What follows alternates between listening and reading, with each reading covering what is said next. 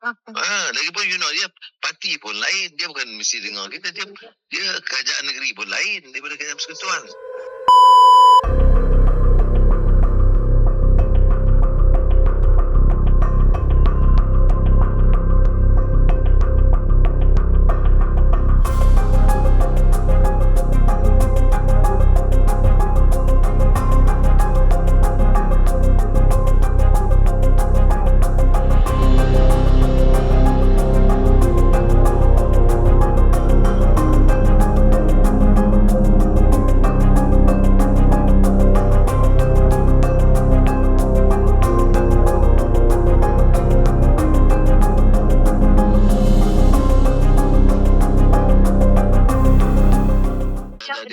Dengar kejap ni. Dengar kejap. You tahu, you jaga dia orang.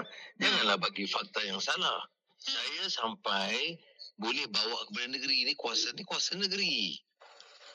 Saya boleh bagi tahu pandangan saya. Kalau pandangan saya lain. Cuma ini kuasa tanah negeri. Kuasa negeri. Jadi kita kena, saya cakap dengan Menteri Besar, tolong deal selesaikan. Itu boleh. Okey, kalau sekarang ni Jakua, kita ada Jakua daripada persekutuan. Jakua ini dia jaga kebajikan. Dia tak boleh langgar kuasa tanah. Tanah tu kuasa negeri. You takkan itu, you tak faham. Kuasa negeri. Jadi saya nak tolong cakap dengan kerajaan negeri, kemudian saya boleh tolong cakap dengan polis. Okey? Beritahu dia orang. Saya bagi tahu yang saya boleh buat dulu. Lagipun dia parti pun lain. Dia bukan mesti dengar kita. Dia kerajaan negeri pun lain daripada kerajaan persekutuan. Tapi itu you tak tahu.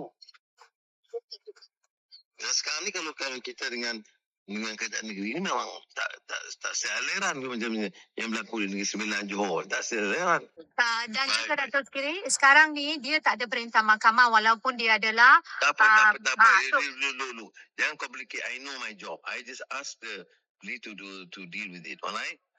Yes, you please tell them not to intimidate the police. Ya, okay. Terima kasih. It's okay. Let me deal with it. Alright? Okay. You pun bagi tenang baik-baik. Selesaikan. You salah target. You bagi dia, saya boleh buat. You salah target. Let me deal with it. Let me deal with it now. Please come Alright? back. Thanks. Thank you.